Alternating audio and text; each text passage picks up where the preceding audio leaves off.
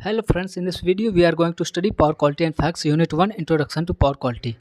In this video I have discussed 8 important questions which are very relevant according to the AKTU semester exams perspectives. So let's go through these questions one by one. So first question is, what is power quality? Discuss the parameters that define the quality of electrical power. Explain the term good power quality. तो जैसे हमें पता है कि जो power होता है voltage and current का प्रोडक्ट होता है। तो यदि वोल्टेज एंड करंट वेवफॉर्म जो है, यदि उसमें किसी प्रकार के डिस्टॉर्शन आ जाए, जैसे ट्रांजिएंट्स, इंटर हार्मोनिक्स या डीसी ऑफसेट या वोल्टेज सैग, वोल्टेज स्वेल या अंडर वोल्टेज कंडीशन, इस प्रकार की जैसे कोई प्रॉब्लम आ जाए, उसमें पावर क्वालिटी इश्यूज आ जाएँ, तो इस प्रकार की जो पावर होती है उसे हम बोलते हैं पुअर पावर क्वालिटी। और यदि हम पुअर पावर क्वालिटी की पावर जो है उसको यदि हम सप्लाई करते हैं किसी भी सिस्टम इक्विपमेंट्स को, तो जो सिस्टम इक्विपमेंट्स है वो माल फंक्शन करना शुरू कर देगा या डैमेज हो सकता है। लेकिन अगर वहीं पे यदि जो हमारा वेव फॉर्म है वोल्टेज एंड करंट का, उसमें किसी भी प्रकार का डिस्टर्बेंस नहीं आता, डिस्टॉर्शन नहीं आता, तो इस प्रकार की जो पावर क्वालिटी हमें मिलती है उसे बोलते हैं गुड पावर क्वालिटी। और ये हमारे सिस्टम इक्विपमेंट्स के लिए अच्छी होती है और उसमें किसी प्रकार की प्रॉब्लम नहीं होती फंक्शनिंग में। पहला पॉइंट जो हमने लिखा है, power quality express the quality of voltage और करंट। बेसिकली पावर क्वालिटी का मतलब होता है कि जो क्वालिटी है वोल्टेज और करंट की कैसी है, क्या वो सही है, क्या उसमें किसी प्रकार का डिस्टॉर्शन है, प्रॉब्लम है या नहीं है। तो हमें पावर क्वालिटी से ये पता चलता है कि जो क्वालिटी है वोल्टेज और करंट की कैसी है। सेकंड पॉइंट ये है कि electric power quality includes voltage, current, frequency. तो इलेक्ट्रिक पावर क्वालिटी को यदि हमें डिस्क्राइब करना हो, डिफाइन करना हो, तो हम वोल्टेज, करंट और फ्रीक्वेंसी की मदद से हम उसको डिस्क्राइब कर सकते हैं। Power quality is measure of the electrical network और grid to provide clean and stable power. Basically जो पावर क्वालिटी होता है ये एक मेजर होता है, मतलब इसके थ्रू हम ये माप सकते हैं कि जो इलेक्ट्रिकल नेटवर्क और ग्रिड है वो कितना क्लीन और स्टेबल पावर हमारे सिस्टम को प्रोवाइड कर रहा है। A characteristic of good electric power quality is the steady state voltage supply. जो विशेषता होती है गुड इलेक्ट्रिक पावर सप्लाई की, ये होता है कि जो उसका सप्लाई वोल्टेज होता है वो स्टेडी स्टेट में होता है और जो फ्रीक्वेंसी होती है लगभग close to the rated value के नज़दीक होती है। रेटेड वैल्यू जो हमारी होती हैं सभी इक्विपमेंट्स के लिए, तो उसके लगभग नज़दीक होता है, जो रेटेड वैल्यू के नज़दीक होता है हमारी फ्रीक्वेंसी। नेक्स्ट जो दूसरा पार्ट है इस क्वेश्चन का, ये है कि discuss the parameter that define the quality of electrical power. मतलब हमें ऐसे पैरामीटर्स के बारे में डिस्कस करना है जिसकी मदद से हम इलेक्ट्रिक पावर को डिफाइन कर सकते हैं। तो बेसिकली 3 ऐसे पैरामीटर्स हैं जिसके द्वारा हम इलेक्ट्रिक पावर क्वालिटी को डिस्क्राइब कर सकते हैं या डिफाइन कर सकते हैं। तो पहला है वोल्टेज, दूसरा करंट और तीसरा फ्रीक्वेंसी। तो जो वोल्टेज होना चाहिए, वोल्टेज साइनसोइडल होना चाहिए, कांस्टेंट होना चाहिए और विद इन लिमिट्स में होना चाहिए। और इसी प्रकार जो करंट है उसका भी वेवफॉर्म जो है साइनसोइडल होना चाहिए, कांस्टेंट होना चाहिए और विद इन लिमिट्स होना चाहिए। लेकिन जो फ्रीक्वेंसी है, फ्रीक्वेंसी की बात करें तो फ्रीक्वेंसी कांस्टेंट होनी चाहिए और एक लिमिट के अंदर होगा तभी सही रहेगा। नेक्स्ट पार्ट जो है इस क्वेश्चन का ये है कि हमें बताना है कि जो गुड पावर क्वालिटी है उसके बारे में बताना है। तो इस टर्म को एक्सप्लेन करना है कि गुड पावर क्वालिटी होती क्या है। तो यदि voltage has a constant sine wave shape with fundamental frequency only, तो जो गुड पावर क्वालिटी होती है उसमें ये होता है कि जो उसका वोल्टेज होता है वो साइनसोइडल होता है और कांस्टेंट होता है और इसमें जो है सिर्फ एक फंडामेंटल फ्रीक्वेंसी कंपोनेंट होता है बस। एंड इस सप्लाइड एट कांस्टेंट फ्रीक्वेंसी, और इसको जो है सप्लाई किया जाता है कांस्टेंट फ्रीक्वेंसी पे। फॉर्म आ सिमेट्रिकल 3 फेज पावर सिस्टम, और इस सिमेट्रिकल 3 फेज एक पावर सिस्टम को फॉर्मेशन करता है। और इसकी जो वैल्यू होती है वो कांस्टेंट आरएमएस वैल्यू होती है, has a constant RMS value and unchange over the time. इसकी जो वैल्यू होती है बेसिकली वो कांस्टेंट आरएमएस वैल्यू होती है और ये जो है अनचेंज होता है ओवर द टाइम, और टाइम के अकॉर्डिंग जो है चेंज नहीं होता इसमें। It is unaffected by load changes. जो हमारी गुड पावर क्वालिटी है ये क्या होता है कि ये अनअफेक्टेड होता है। लोड में यदि किसी प्रकार का हम चेंज करते हैं तो उसके द्वारा उस पर अफेक्ट नहीं पड़ता है, प्रभाव नहीं पड़ता है।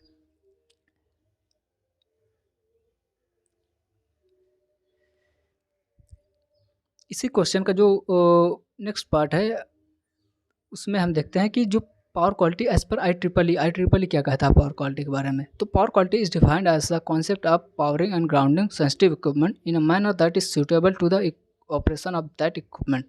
मतलब कि आई ट्रिपल ई कहता है कि जो पावर है, पावर क्वालिटी है,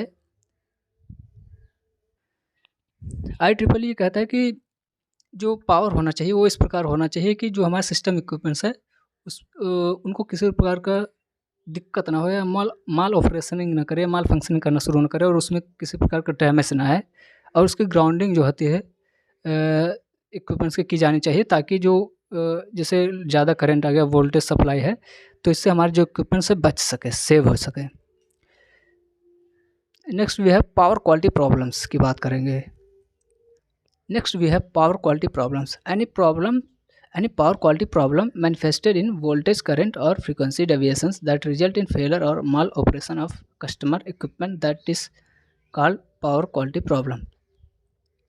मतलब किसी प्रकार की जो पावर क्वालिटी प्रॉब्लम है जो कि हमारे वोल्टेज में हो जाए या करंट में हो जाए, यदि वोल्टेज एंड करंट पे यदि किसी प्रकार की जो प्रॉब्लम्स हो जाए, जैसे ट्रांजिएंट्स आ जाए या अदर इंटरनल्स नॉचिंग नॉइज जैसे प्रॉब्लम्स आ जाए, तो इसकी वजह से क्या होता है कि जो हमारा पावर क्वालिटी है वो गड़बड़ हो जाता है, मतलब डिस्टर्ब हो जाता है, प्रॉब्लम्स आ जाती है उसमें। और इस प्रकार की जो पावर है यदि हम उसको सिस्टम इक्विपमेंट्स को देंगे तो प्रॉपर वर्क नहीं करेंगे, माल ऑपरेशन करना शुरू कर देंगे और डैमेज भी हो सकते हैं।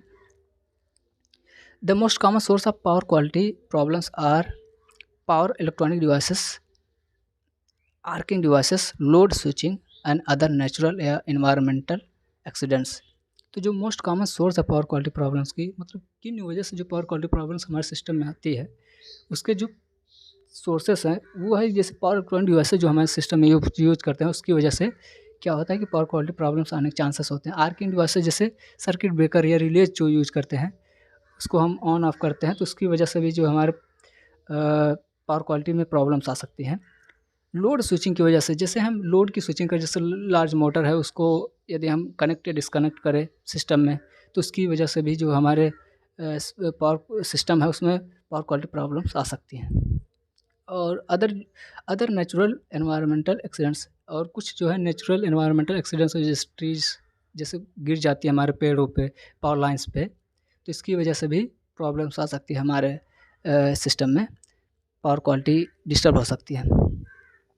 Next we have types of power quality problems. तो पावर क्वालिटी प्रॉब्लम्स के प्रकार हम जानेंगे कि कौन कितने प्रकार के हैं पावर क्वालिटी प्रॉब्लम्स। पहला है ट्रांजिएंट्स, जैसे ट्रांजिएंट्स हमने अभी डिस्कस किया वो है, और दूसरा शॉर्ट ड्यूरेशन वोल्टेज वेरिएशन है, तीसरा है long duration voltage variation, fourth one is voltage unbalance, fifth है वेवफॉर्म डिस्टॉर्शन, एंड सिक्स्थ है वोल्टेज फ्लक्चुएशन, एंड सेवन्थ है पावर फ्रिक्वेंसी वेरिएशन। इन सब के बारे में हम आगे डिस्कस करेंगे।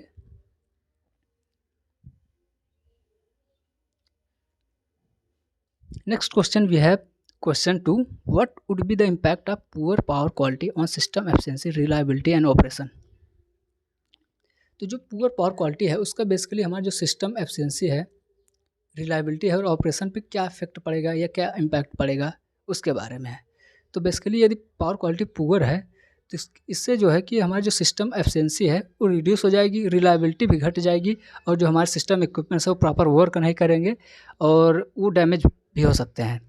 और यदि हम पुअर पावर क्वालिटी जो हम बिजनेसेस में देते हैं तो इसकी वजह से क्या होगा कि जो स्पीड ऑफ प्रोडक्शन है वो घट जाएगा, डिक्रीज कर जाएगा, और एनर्जी कंजप्शन जैसे कि ज़्यादा एनर्जी कंज्यूम होगी, क्योंकि हीट के रूप में कुछ एनर्जी रिलीज भी हो सकती है, तो इसकी वजह से एनर्जी ज़्यादा कंज्यूम होगी, वेस्ट भी हो जाएगी, इसकी वजह से एनर्जी कंजप्शन ज़्यादा बढ़ जाएगा और एफिशिएंसी जो है डिक्रीज कर जाएगी।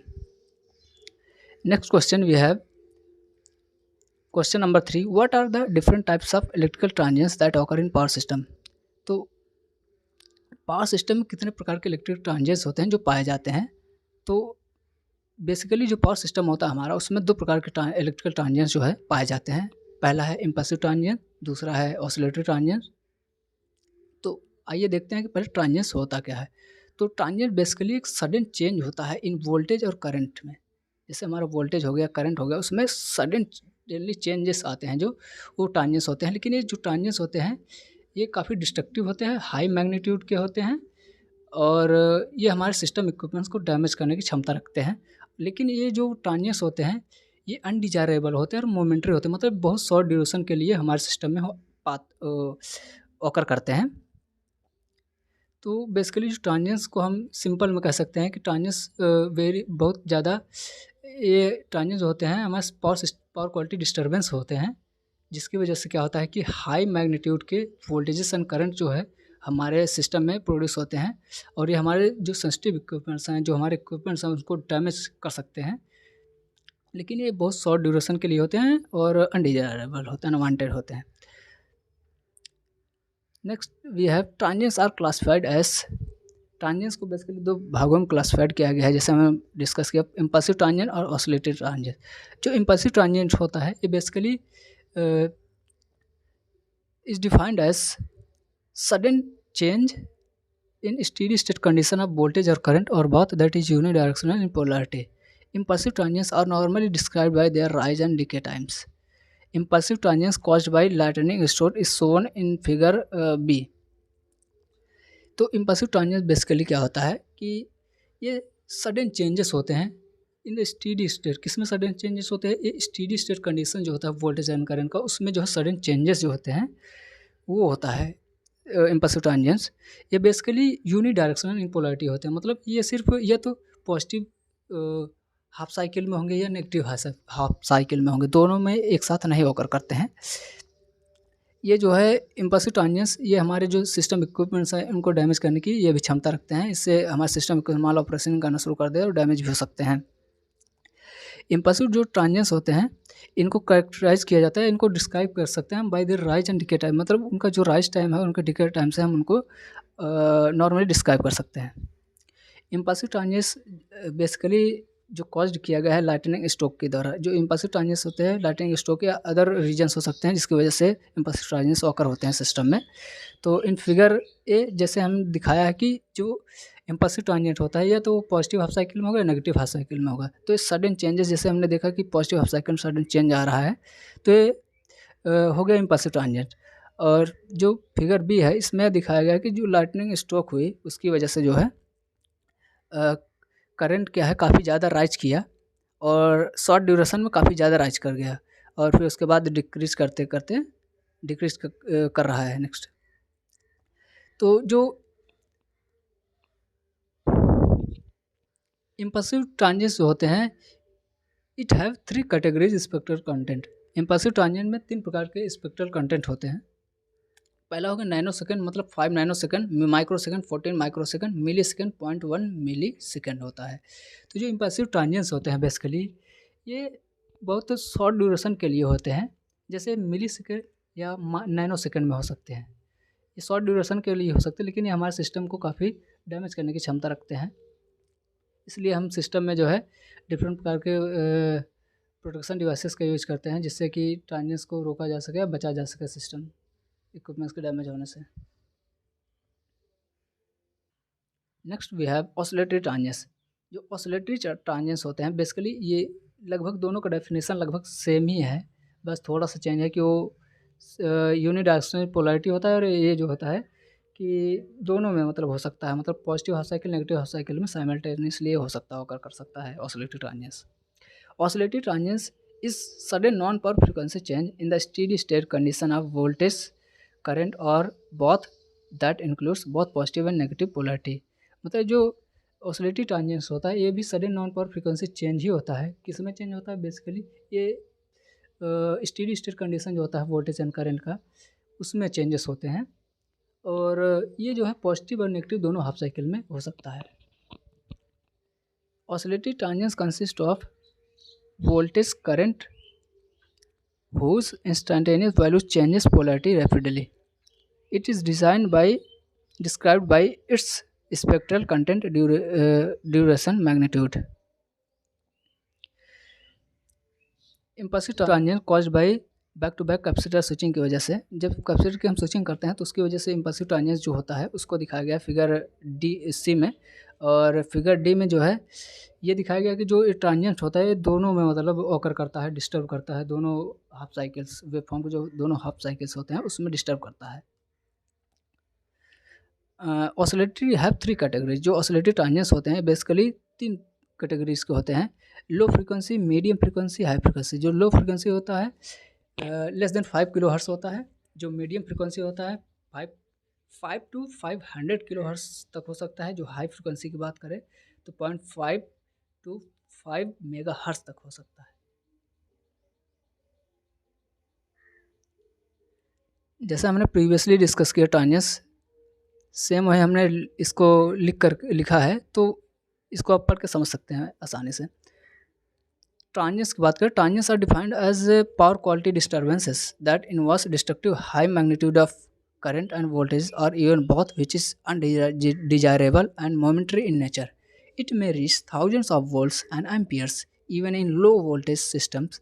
However, such phenomena only exist in very short duration for less than 50 nanoseconds to long 50 milliseconds तक हो सकते हैं। तो बेसिकली जैसे ट्रांजियंस हमने पहले बताया कि ये जो ट्रांजियंस होते हैं, ये पावर क्वालिटी बेसिकली डिस्टर्बेंस होते हैं और ये काफ़ी ज़्यादा डिस्ट्रक्टिव होते हैं और ये high magnitude of voltage and current produce कर सकते हैं इन द सिस्टम में, जिसकी वजह से हमारे जो सिस्टम होते हैं, इक्विपमेंट्स होते हैं, वो डैमेज हो सकते हैं। और ये बेसिकली अनडिजायरेबल होते हैं, इनके कोई अनवांटेड होते हैं और ये मोमेंटरी नेचर होते हैं, मतलब क्षणिक होते हैं, कुछ ही मात्र समय के लिए होता है, लेकिन काफ़ी ज़्यादा इम्पैक्ट डालते हैं हमारे सिस्टम पे। पावर क्वालिटी ट्रांजियंस सोर्सेस की बात करें, मतलब पावर क्वालिटी जो ट्रांजियंस होते हैं वो किस प्रकार से उत्पन्न होते हैं, किन कारणों से, तो उनके सोर्स कौन कौन से हैं। पहला जो है लाइटनिंग स्ट्राइक। जैसे लाइटनिंग यदि हमारे सिस्टम को पावर लाइन से या पावर सिस्टम नेटवर्क को स्ट्राइक करती है, तो इसकी वजह से क्या होता है कि उसमें जो है इम्पल्सिव ट्रांजियंस जैसे जनरेट हो जाते हैं। इम्पल्सिव ट्रांजियंस हो जाते हैं, ये वेरी शॉर्ट ड्यूरेशन के लिए होते हैं, लेकिन बहुत ज़्यादा डेंजरस हो सकते हैं हमारे सिस्टम के लिए।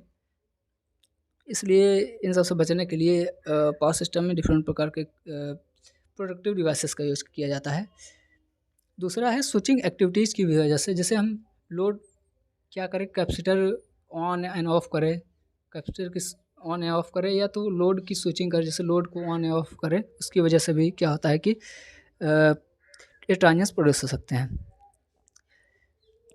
Capacitor bank switching, opening and closing of disconnects और energized line, tap changing transformers, और loose connection in the distribution system that results to arcing. Loose connections की वजह से जो है आर्किंग हो सकती है और उसकी वजह से ट्रांजियंस प्रोड्यूस हो सकते हैं। एक्सीडेंट्स हो गया, ह्यूमन एरर्स हो गया, animals and bad weather condition की वजह से भी जो है इस प्रकार की प्रॉब्लम्स आ सकती हैं। Power quality transience effects, basically इसका प्रभाव क्या होता है, मतलब पावर क्वालिटी ट्रांजियंस जो होते हैं इसका इफेक्ट क्या होता है। तो इसकी वजह से क्या होता है कि जो हमारे इलेक्ट्रॉनिक इक्विपमेंट्स हैं वो माल ऑपरेशन करना शुरू कर देते हैं और करेक्टेड डाटा प्रोड्यूस करते हैं, मतलब कि जो हमें डिजायर्ड डाटा है, जब वो माल ऑपरेशन करना शुरू कर देंगे, मतलब प्रॉपर फंक्शनिंग नहीं करेंगे, तो हमें प्रॉपर आउटपुट रिजल्ट नहीं मिलेगा।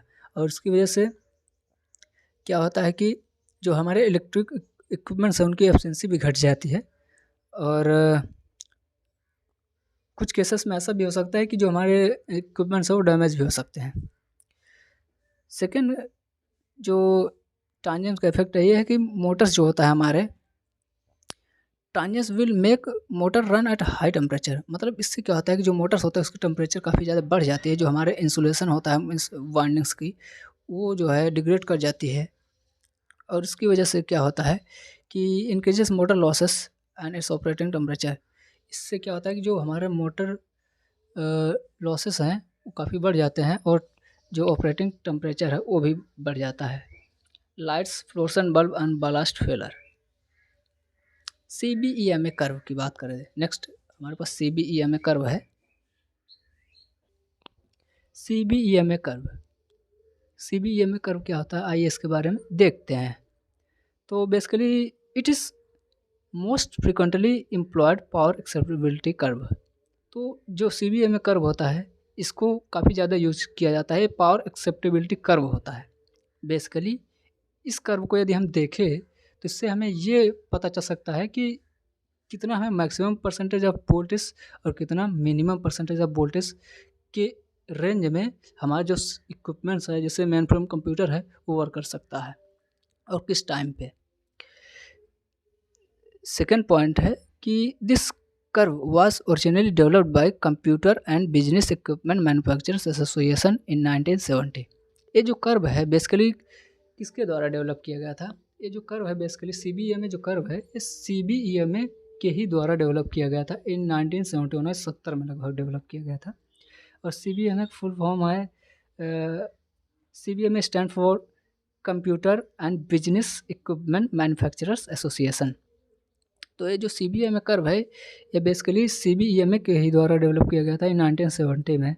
इसका पर्पज़ डिस्क्राइब करना कि जो टॉलरेंस होता है मेन फ्रेम कंप्यूटर इक्विपमेंट का according to the magnitude and duration of voltage variation on the power system. मतलब इसकी ये जो कर्व है इसकी सहायता से डिस्क्राइब किया जा सकता है कि जो मेन फ्रेम कंप्यूटर होता है उसका टॉलरेंस किस रेंज के बीच में लाई करता है, मतलब कितने मैग्नीट्यूड ऑफ वोल्टेज में ये वर्क कर सकता है, रेंज ऑफ वोल्टेज में वर्क कर सकता है और किस ड्यूरेशन पे। The association designed the curve to point out ways in which system reliability could be provided for electronic equipment। मतलब ये जो एसोसिएशन था CBEMA एसोसिएशन जो था इसने जो है एक कर्व डिजाइन किया और इस कर्व की मदद से ये बताया जा सकता है कि जो सिस्टम रिलायबिलिटी है वो कितनी है। मतलब जो सिस्टम की रिलायबिलिटी है कितनी है, मतलब कि जो हमारा इक्विपमेंट है किस रेंज में प्रॉपरली वर्क करेगा और किस टाइम पे। जैसे आने वाले ग्राफ में हम इसको प्रॉपरली अभी डिस्कस करेंगे। Many modern computers have greater tolerance than this curve. बहुत सारे जो मॉडर्न कंप्यूटर्स है उनका जो टॉलरेंस लेवल है इस कर्व से ज़्यादा है। जो बेसिकली एक स्पेसिफिक हमने जो कर्व बनाया है CBEMA द्वारा उससे जो है टॉलरेंस ज़्यादा है। The curve has become a standard design target for sensitive equipment to be applied on power system and a common format for reporting power quality variation data. The horizontal axis represent the duration of the event. मतलब जो horizontal axis है वो basically represent करता है duration of event, मतलब कौन सा event किस समय होना है हुआ है उसको रिप्रेजेंट करता है। और जो वर्टिकल एक्सिस है basically vertical axis represent the percentage of voltage applied to the power system. मतलब जो वर्टिकल एक्सिस है बेसिकली परसेंटेज ऑफ वोल्टेज को रिप्रेजेंट करता है जो पावर सिस्टम में अप्लाइड किया गया है। तो यहाँ से हम देखते हैं कि CBEMA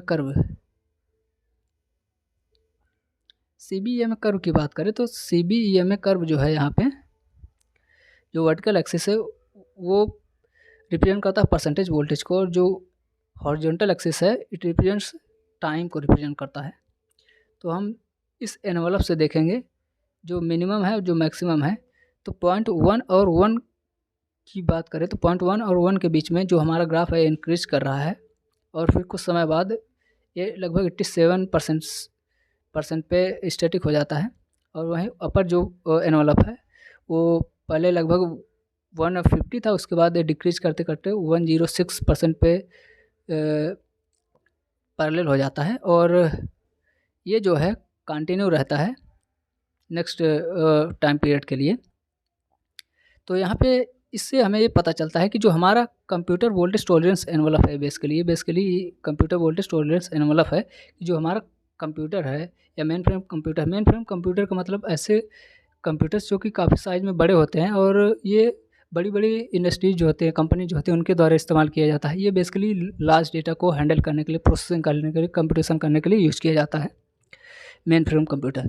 तो क्या होता है कि जैसे हमारे जो इक्विपमेंट्स हैं उनको कितना वोल्टेज की ज़रूरत है किस समय पे और कितने वोल्टेज में वो वर्क कर सकते हैं प्रॉपरली, तो इससे हमें पता चलता है कि range of magnitude of voltages किस समय पे कितना उनको रिक्वायर है और यदि उससे ज़्यादा यदि उनको दिया जाए तो वो डैमेज भी हो सकते हैं और उससे कम भी दिया जाए तो उसमें प्रॉब्लम आ सकती है। Next question we have question number 4। Explain long duration voltage variation with suitable examples. Define over voltage and under voltage. Also explain different causes of over voltage and under voltage in power system. So यहाँ पे देखें कि long duration voltage variation होता क्या है। पहले तो जो लॉन्ग ड्यूरेशन वोल्टेज वेरिएशन होता है बेसिकली इसको डिफाइन कर सकते हैं ऐसे, when the voltage deviations are exceeded for greater then 1 minute then it is said to be long duration voltage variation. मतलब लॉन्ग ड्यूरेशन वोल्टेज वेरिएशन का मतलब वोल्टेज में वेरिएशन या डेविएशन। तो जब वोल्टेज वेरिएशन जो होता है 1 मिनट से ज़्यादा टाइम के लिए होता है, जब वोल्टेज वेरिएशन या डेविएशन 1 मिनट से ज़्यादा टाइम के लिए होता है तो उसे बोलते हैं लॉन्ग ड्यूरेशन वोल्टेज वेरिएशंस। और वहीं जब वोल्टेज वेरिएशन 1 मिनट से कम समय के लिए होता है।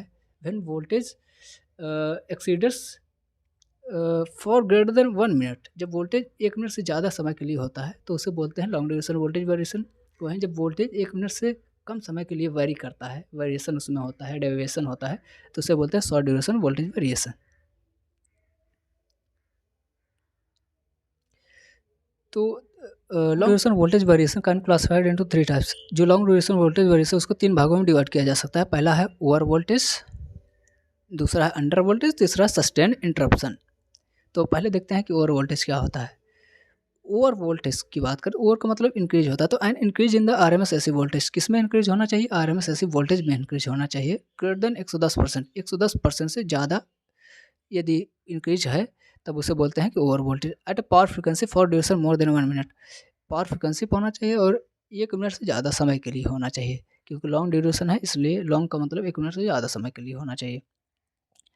तो हम इसको सीधा समझ कह सकते हैं कि बेसिकली आरएमएस ऐसी वोल्टेज है, यदि उसमें जो है इंक्रीज हो जाए, किससे ज़्यादा इंक्रीज हो जाए? 110% से ज़्यादा इंक्रीज हो जाए, और ड्यूरेशन कितने समय के लिए? 1 मिनट से ज़्यादा समय के लिए इंक्रीज कर जाए वोल्टेज, या वेरी कर जाए, तो उसे बोलते हैं ओवर वोल्टेज। और ओवर वोल्टेज के कॉजेज़ की बात करें कि मतलब किन कारणों से ओवर वोल्टेज कंडीशन होती है या ओवर वोल्टेजेस ऑकर करते हैं सिस्टम में।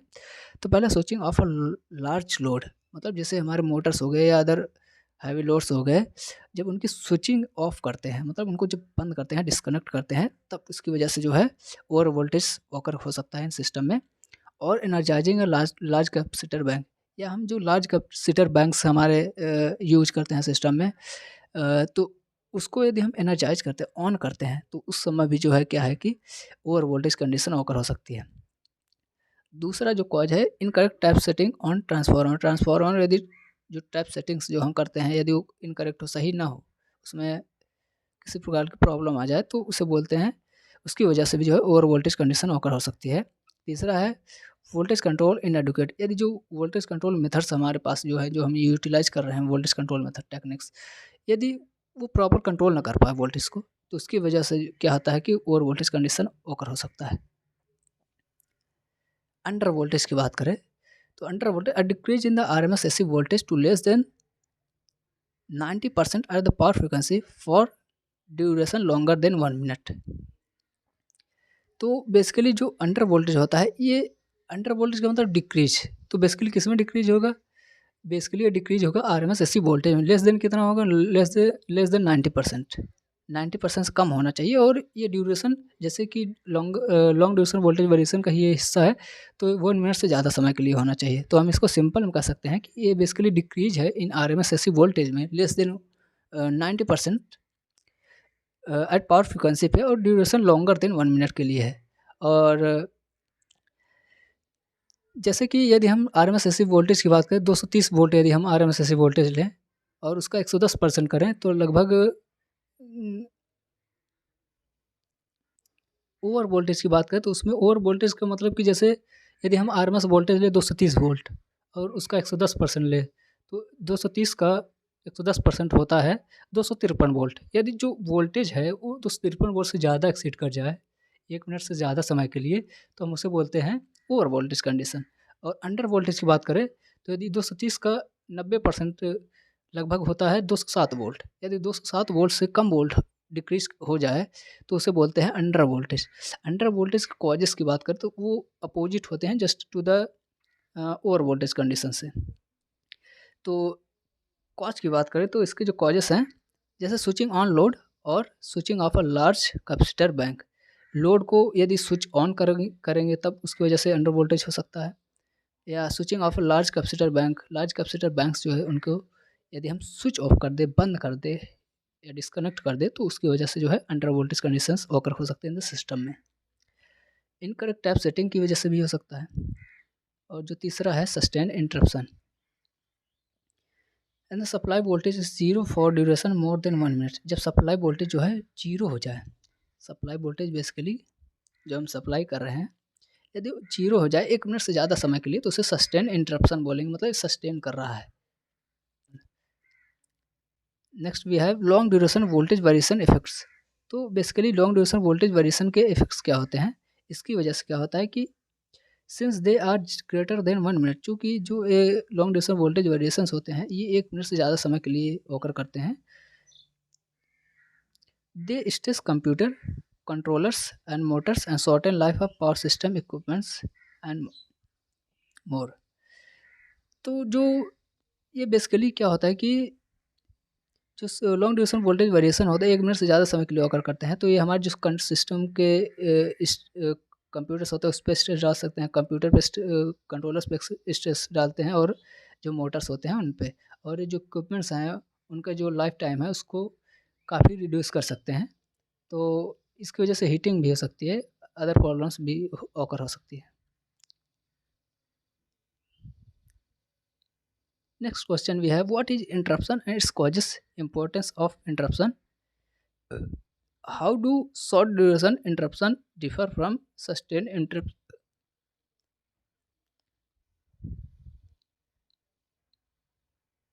जो over voltages and under voltages होते हैं वो फॉल्ट की वजह से नहीं होते, जबकि लोड स्विचिंग की वजह से ऑकर होते हैं। Next question we have question number 5, what is interruption and its causes, importance of interruption, how do short duration interruption differ from sustained interruption. तो जो इंटरप्शन होता है ये एक टाइप होता है शॉर्ट ड्यूरेशन वोल्टेज वेरिएशन का। तो देखते हैं कि इंटरप्शन होता है क्या। तो an interruption occurs when supply voltage और load current decreases to less than 0.1 per unit for a period of time not exceeding 1 minute. जैसे शॉर्ट ड्यूरेशन वोल्टेज वेरिएशन है तो बेसिकली 1 मिनट से कम समय के लिए ही ऑकर होता है। तो जैसे कि इंटरप्शन एक शॉर्ट ड्यूरेशन वोल्टेज वेरिएशन का एक टाइप है, तो ये भी 1 मिनट से कम के लिए ही ऑकर होगा। तो जो इंटरप्शन होता है ये तब ऑकर होता है जब सप्लाई वोल्टेज या लोड करंट जो है 0.1 पर यूनिट से भी कम हो जाए, डिक्रीज कर जाए, उससे भी कम, उससे भी नीचे हो जाए, बिलो हो जाए, तब ये ऑकर करता है for a duration of time not exceeding 1 minute, 1 minute से कम समय के लिए। Interruption are measured by their duration. जो इंटरप्शंस होते हैं बेसिकली हम इंटरप्शन को मेजर कैसे करेंगे, इंटरप्शन को मेजर करने के लिए जो जितना टाइम लगा इंटरप्शन में, मतलब जितना टाइम लगा प्रोटेक्टिव डिवाइसेस ऑपरेट हुई उसमें और फॉल्ट को क्लियर किया, तो उसके बीच जो टाइम ड्यूरेशन लगा वही होता है इंटरप्शन। तो इंटरप्शन को बेसिकली मेजर किया जाता है बाय देयर ड्यूरेशन के द्वारा। द इंटरप्शन आप जो इंटरप्शन होता है उसके ड्यूरेशन को हम कैसे मेजर कर सकते हैं। तो जो duration of interruption due to fault on utility system is determined by operating time of utility protective devices. मतलब ड्यूरेशन ऑफ इंटरप्शन जो फॉल्ट की वजह से जो जो इंटरप्शन हुआ तो उसके ड्यूरेशन को हम कैसे मेजर कर सकते हैं। उसके ड्यूरेशन को मेजर करने के लिए हम देखते हैं कि जो हमारा प्रोटेक्टिव डिवाइस है वो कितने समय के लिए ऑपरेट हो। मान लीजिए कि प्रोटेक्टिव डिवाइस 10 सेकंड के लिए ऑपरेट किया और फॉल्ट को क्लियर कर दिया 10 सेकंड में, तो जो ड्यूरेशन ऑफ इंटरप्शन होगा वहाँ पे 10 सेकंड हो जाएगा, क्योंकि जो हमारा प्रोटेक्टिव डिवाइसेस शुरू हुआ और 10 सेकंड में फॉल्ट को क्लियर कर दिया, तो ये इसका प्रोटेक्टिव डिवाइस का ऑपरेटिंग टाइम है। और जो हमारा ड्यूरेशन ऑफ इंटरप्शन है इतने ही टाइम में क्या होगा कि हमारा जो पावर सिस्टम है फिर से अपने प्रॉपर वर्किंग में फंक्शनिंग करना चालू कर देगा। The delay reclosing of protective device में कॉज एट टेम्परेरी और मोमेंटरी इंटरप्शन। डिले रिक्लोजिंग जो होता है प्रोटेक्टिव डिवाइसेस का उसकी वजह से मोमेंटरी टेम्परेरी इंटरप्शन भी हो सकता है। कॉजेस ऑफ इंटरप्शन मतलब इंटरप्शन होता क्यों है आखिर में, किन कारणों से इंटरप्शन होता है हमारे सिस्टम में। तो बेसिकली पावर सिस्टम में जो फॉल्ट आ जाते हैं, जैसे पावर सिस्टम में किसी प्रकार का फॉल्ट आ गया, उसमें किसी प्रकार के डिस्टर्बेंस आ गया, तो उसकी वजह से जो है हमारा इंटरप्शन हो सकता है। इक्विपमेंट्स फेलर, जैसे हमारे जो इक्विपमेंट्स है वो फेल कर जाए, मतलब डैमेज हो जाएँ या प्रॉपर वर्क ना करे, तो इसकी वजह से भी इंटरप्शन हो सकता है। कंट्रोल माल फंक्शन, मतलब जो हमारा कंट्रोल सिस्टम है यदि वो सही से वर्क ना करे तो उसकी वजह से भी है इंटरप्शन होने के चांसेस होते हैं। इंटरप्शन जो होता है ये काफ़ी इम्पोर्टेंट भी होता है, क्योंकि इसकी वजह से काफ़ी जो एक्सीडेंट्स होते हैं बच जाते हैं। कि जैसे कि इंटरप्शन में prevent accidents on it's cut power supply for a while, मतलब इंटरप्शन बेसिकली कुछ समय के लिए जो है पावर सप्लाई को कट कर देता है, और इसकी वजह से क्या होता है कि जो हमारे सिस्टम इक्विपमेंट्स होते हैं जो काफ़ी कॉस्टली होते हैं वो जो है डैमेज होने से बच जाते हैं। तो इसलिए इंटरप्शन बेसिकली कह सकते हैं कि ये अच्छा भी होता है हमारे device.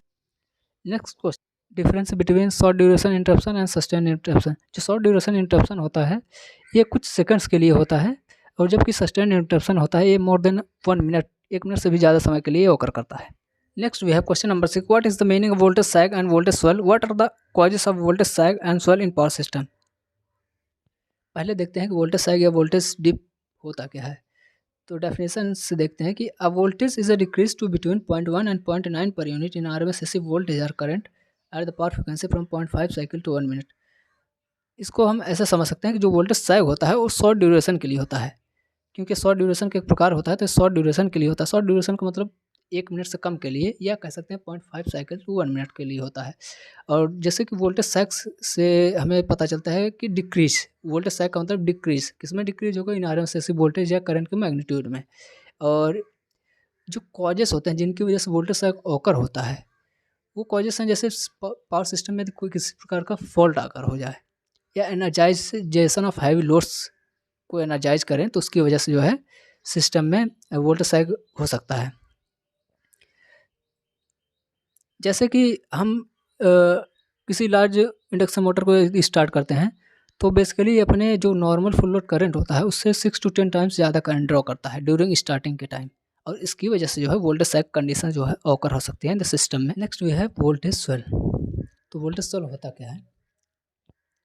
A swell is defined as an increase to between 1.1 and 1.8 per unit in RMS voltage or current at power frequency from duration 0.5 cycle to 1 minute.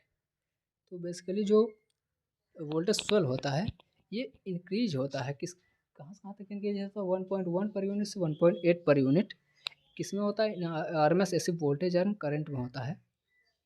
और ड्यूरेशन जो है इसका 0.5 साइकिल से 1 मिनट तक हो सकता है, मतलब 1 मिनट से कम ही होगा या उसके बराबर हो सकता है, बट उससे ज़्यादा नहीं हो सकता है। और voltage causes of voltage swell, तो वोल्टेज स्वेल जो बेसिकली जिन कारणों से अकर होता है, पहला है कि जो सिस्टम पावर सिस्टम में जो फॉल्ट्स होते हैं उसकी वजह से, या दूसरा हम कह सकते हैं कि स्विचिंग ऑफ लार्ज लोड की स्विचिंग ऑफ करने से, मतलब जैसे लार्ज लोड है उसको स्विच ऑफ कर दें तो उसकी वजह से जो है वोल्टेज स्वेल प्रोड्यूस हो सकता है इन सिस्टम में। या एनर्जाइजिंग लार्ज कैपेसिटर बैंक, या जो लार्ज कैपेसिटर बैंक है उसको एनर्जाइज कर दे या उसको कनेक्ट कर दे इन सिस्टम में, उसकी वजह से जो है पावर सिस्टम में वोल्टेज स्वेल कंडीशन आ सकती है। Next question we have, distinguish between voltage sag and under voltage, briefly discuss the techniques use for sag और डिप मिटिगेशन। तो पहला देखते हैं कि वोल्टेज सैग और अंडर वोल्टेज के डिफरेंस क्या है। पहला डिफरेंस है definition, it is decrease in RMS AC voltage for duration from 0.5 cycle to 1 minute. जबकि अंडर वोल्टेज की बात करें, it is decrease in RMS AC voltage less than 90% होना चाहिए, but for more than 1 minute के लिए, क्योंकि अंडर वोल्टेज जो है लॉन्ग ड्यूरेशन वोल्टेज वेरिएशन का एक टाइप्स है, इसलिए ये फॉर मोर देन 1 मिनट के लिए होना चाहिए है।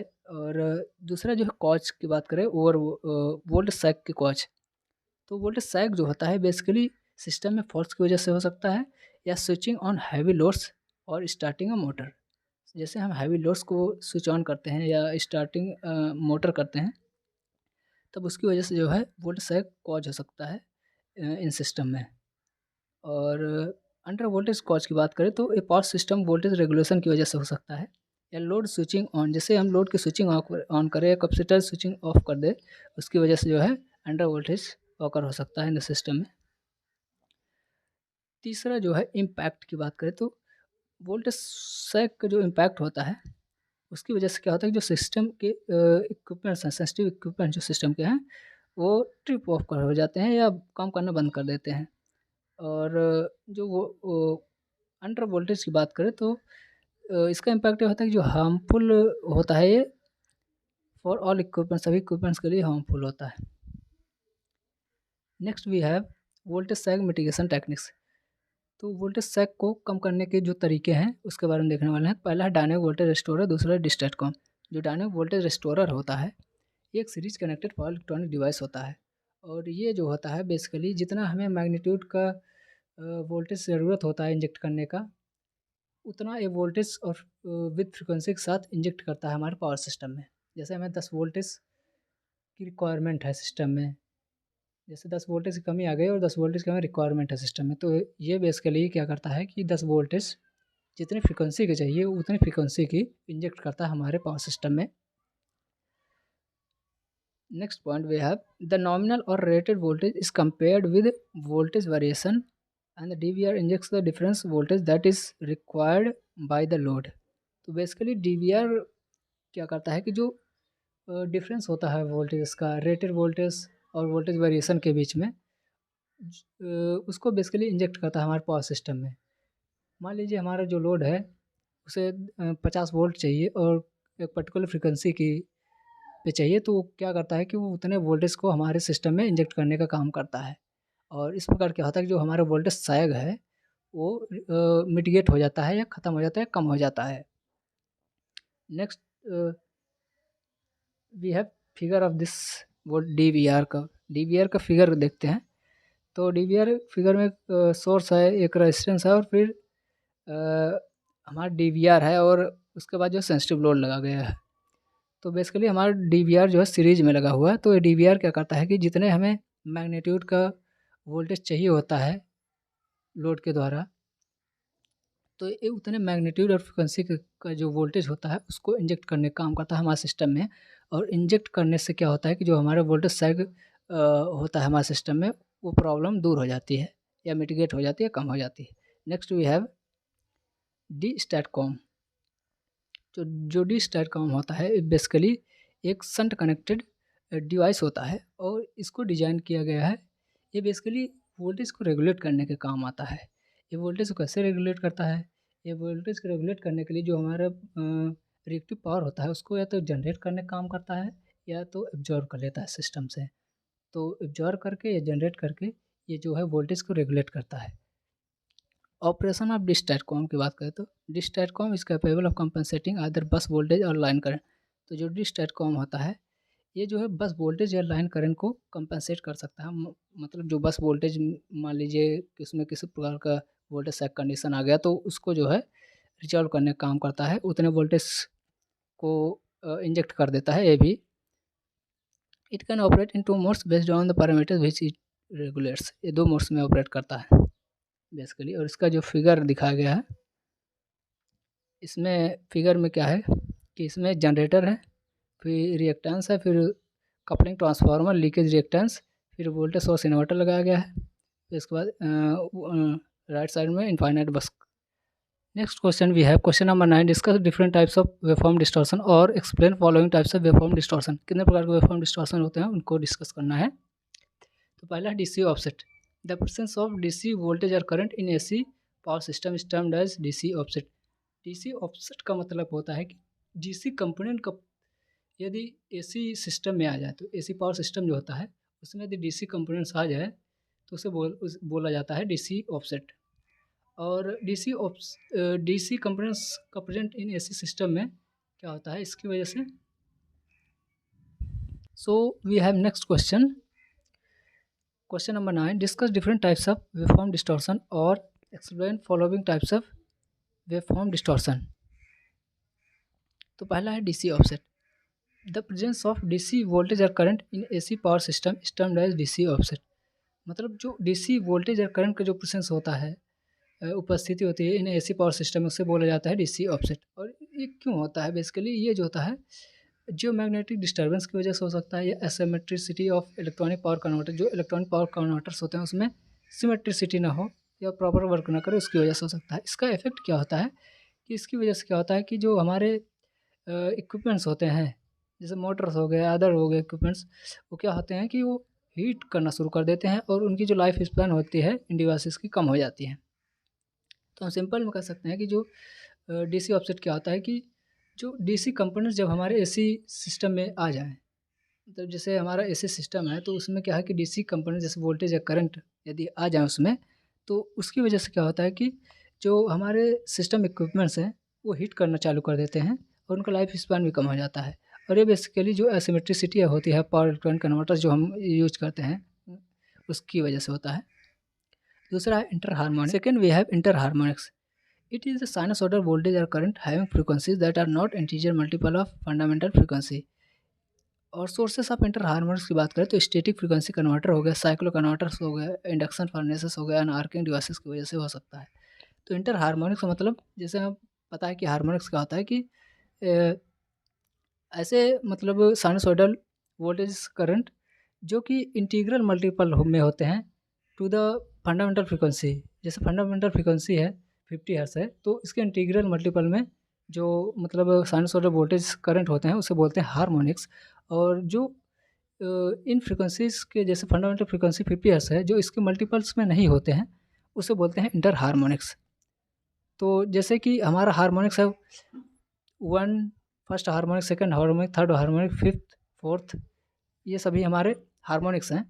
और सपोज़ कि मान लीजिए पहला हार्मोनिक्स है 50 हर्ट्ज़, तो दूसरा हार्मोनिक हो जाएगा 100 हर्ट्ज़, तीसरा हो जाएगा 150, चौथा हो जाएगा 200 हर्ट्ज़। और इंटर हार्मोनिक्स की बात करें तो मान लीजिए 175 हर्ट्ज़, 175 किसके बीच में आएगा? 100 एंड 200 के बीच में। तो ये हो गया इंटर हार्मोनिक्स। इंटर हार्मोनिक्स मतलब 2 हार्मोनिक्स के बीच में।